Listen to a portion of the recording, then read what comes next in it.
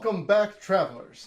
As you can see, we are doing the next episode of the color pairs that you can get from taking the color test.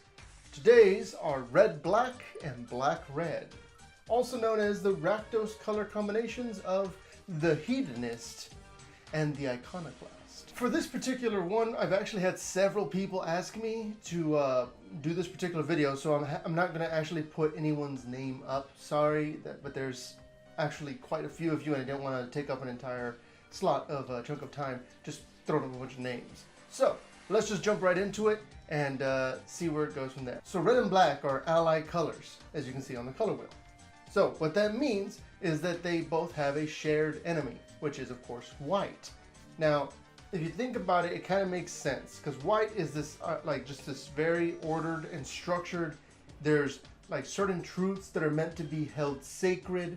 There's rules and stuff like that. Red and black sees it and go, red and black sees them as being too dogmatic, too restrictive. Basically, if you want to do something, white says, hold on, let me consult my rule book and see if you can actually do that. Red black's like, I just want to do it. I just want to see what happens. Don't you want to know what happens when you get some Mentos and you get some Diet Coke and you go, and there's a giant explosion? That's the kind of thing that white would be like, that sounds messy, let's not do it. Red black really, really wants to, so red black does it. And that kind of leads into the common desire of red black, which is basically just, I want to do something. Give me the freedom to do what I want. Two colors brought together, red. Basically, I feel. Black, I want. I feel like I want what I feel. That's the red-black ideology. Now, one of the main problems with this is that red and black have very different ways of interacting with others. You can look at it from the point of view of red is all about what they desire, and black is all about basically breaking the other things down, deconstructing. So it's desire versus deconstruction. And that's what leads into the Iconoclast and the Hedonist. The Hedonist, of course, being the red aspect, and the Iconoclast being the black aspect. So the Hedonist is driven by their desires. If they want something, they're going to go for it. Nothing's going to stop them, not even themselves. And it comes to the Hedonist, satisfaction is the most important aspect. The goal of the red-black combination of the Hedonist is to feel something, to have something, to express something. Very artistic, very destructive, but it's going to do it no matter the cost. It doesn't matter if it's going to be, in the long run, extremely detrimental to them, if it's very dangerous in general.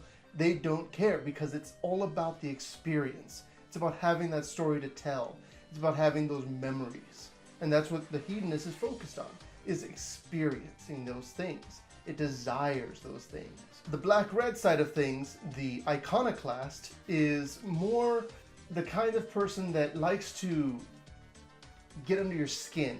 They don't so much want to convince you that you're wrong. They just like pointing out your beliefs and then finding any way they can to attack it, because it's more entertaining for them. The Iconoclast sees somebody doing something is like, hey, I get that you really like doing that, but what if this, and this? You can see this through a lot of different kinds of satirists that want to create a lot of publicity, or that they want to shock their viewers. People such as Lady Gaga, that or in her earlier performances, where she would literally just wear a dress of meat because it's not normal, and it's going to freak people out, and it's going to be both hilarious and thought-provoking, because people wear animals anyway, so what's the difference? Stuff like that. Just pointing out ideologies, pulling them apart to their like most ridiculous extenses, and then putting that out in front of you and saying, hey, look at this. So while one of them is all about making sure that they get what they want and they feel and desire, the other one is about just deconstructing the status quo, breaking it as far as they can. The two of them have a very interesting strength. You see, due to the fact that red-black is literally just pulling out all the stops trying to figure out what it can do, and black-red is trying to figure out what is the weak point of an argument simply so they can poke at it and play with it. They're the most resourceful color combination. While some may be very tenacious, others will be very creative. This is the kind of individual, the Rakdos coloring, the red-black, black-red character, They're the one that will do the most off-the-wall, insane things that make literally no sense, but somehow work out. The biggest weakness of a red-black individual, of the Hedonist and the Iconoclast, more so the Hedonist I'd say, is that they're very self-destructive. Not so much that they're short-sighted. Well, actually, yes, because they're short-sighted. Because they see something and they just are like, I'm going to go for it. And then they wind up exploding and they're like, well, I messed up. I guess I shouldn't have done that. Maybe don't juggle 10 pointy objects at the same time while dangling off of a tightrope where there's a lake of fire beneath me. But it was cool. People saw it and were like, whoa, that's interesting. I'm never going to do that. But I'm glad that guy did. You go for it. So while they may have the most off-the-wall crazy ideas, they also will not have very many of them due to the fact that those ideas aren't always good ones. Just because you can say, well, if I strap a bomb to my jetpack, which is actually just a cardboard box, when it goes off I can fly further. It just means you're going to have parts of you flying further than other parts because it's an explosion and it's still going to hurt you. And now for the moment we've all been waiting for. 2 examples of fictional characters that would best represent the Rakdos color combination. First one, of course, will be the hero, which we know to be Deadpool. Characters such as Deadpool are very easily used for the purposes of satire. They're characters that do things, say things, and act out things that are very strange or very disturbing, and they call to question a bunch of things that you hold to be true, which is very iconoclastic. But Deadpool also is literally just a character who says the word chimichanga because he likes the way it sounds, and not even because he actually likes the taste over other forms of delicious Mexican food. Deadpool has been shown to have very strange strategies, such as taking on a character known as Taskmaster. Taskmaster literally can mimic your movements and can beat you because he's able to do what you do and mirror you and anticipate what you're going to do. Deadpool is so unpredictable and off-the-wall crazy that when Taskmaster fought him, he lost simply because when he would try to do something Deadpool would do, it would either hurt him because his body shouldn't bend that way, or it would not go the way he expected because Deadpool went in the exact opposite direction that he expected him to. One thing you'll notice about this character and the character after him is that they're both very popular in the public eye. When it comes to the real world, they can be very polarizing. Some people will see them and be like, well, the things they do are terrible and they're bad guys, and because of all these things, they should be reviled. And then you're going to have another large subset of people that see it and go, he's super cool and funny and creative and very interesting. And there's just so many aspects to his character. Part of the reason that people feel that way about these characters, the other one I'll get to soon, is because we have an innate desire, an innate, it's called the id in psychological terms, is the id, the things that you're just driven to do things. Red Black follows its id to oblivion, literally. And what Deadpool represents is that person who's like, you know what would be funny if this guy was in the middle of a speech telling me what I needed to be doing to not become a bad guy, and I just killed the bad guy anyways because why not? That's the id. That's the I have no sense of self-restraint or control. And that appeals to a lot of people because they're like, whoa, if only I could be like that character. That's an actual psychological attraction that people have to individuals like this. This is why there's such a huge horror movie fan base, or action movies, or even football, because those are things that people want to do, but either are physically incapable of doing or mentally do not want to do. And that's part of that dark desire that these characters bring out. Now, as far as dark desires go, this next guy, everyone knows, you know who this is. And maybe you figured it out. You may think it's the obvious choice, but that's why I'm going with it. He is the Joker. The Joker is literally just a clown. He's a clown who sees the big joke of the world and laughs. And he wants as many people to get in on the joke as possible so that they can all laugh together. Various people have written the Joker in different ways.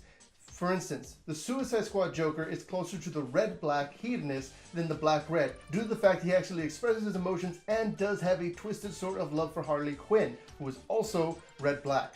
Basically always red-black for Harley Quinn, but sometimes the Joker is black-red. For instance, in the TV show Gotham, the character who eventually becomes the Joker is very black-red, having no form of emotional connection to anybody else. Originally, when creating the color test and these identities, I had black red labeled as the sociopath, due to the very fact that a lot of sociopathic characters fall into this category. However, obviously, if you have red, you're not going to always, you're going to have some kind of emotion, you're going to have some kind of desire, and that's why I changed it to the Iconoclast. Because while they can be chaotic, they can be destructive, you can have an intent behind what you do beyond simply, I just don't have any restraint, I'm sorry. The main thing is that they want to tear down the things around them. If you look at The Dark Knight, Heath Ledger's Joker, he's all about, he literally has a scene where he burns a mountain of money, which is self-destructive because you could have used that money, Joker. But also it's a statement, it's an art piece. It's him destroying something that has control over other people's lives. And in many cases, he could see himself, if you twisted it, really twisted it, you could make the Joker the good guy. You can make him a vigilante rebel trying to tear down the oppressive establishment, which is exactly what you would expect from a black-red character. He tears things down. And once again, that kind of just bravery and disregard for the rules is part of what brings the charm of the Joker. He's disturbing. He worms his way into a very dark crevice of the mind, and he kind of sits there, and he just, and people respond to that in very visceral ways. Some people hate him and talk about how terrible of a person he is to those around him, while others say he's the best thing ever invented, and they have an entire hot topic based off of him. So I mean, these two characters, Deadpool and Joker, one is basically good, the other one is super bad, and they're both very destructive.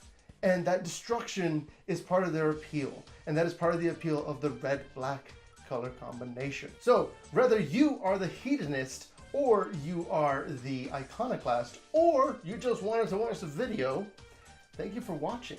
And share this with your friends so they can see basically the idea behind this particular color combination. It gets a lot of negative press from the other colors simply due to the fact that it is so intent on just messing up your day if you have very strong convictions. Please leave a comment on what you would like to see next, specifically what color combination you'd like me to do next, because I don't think I have one lined up right now. So if you can comment and get a few people to like your comment or comment the same thing, then there's a higher likelihood of it showing up. Like I said, all of you who asked for the Rakdos video, thank you very much. Next time I'm going to just like compile a big list. Maybe I'll have it for the next video in those colors. Thank you again for watching. Leave a like if you haven't already, and I will see you guys next time. Until then, travel well.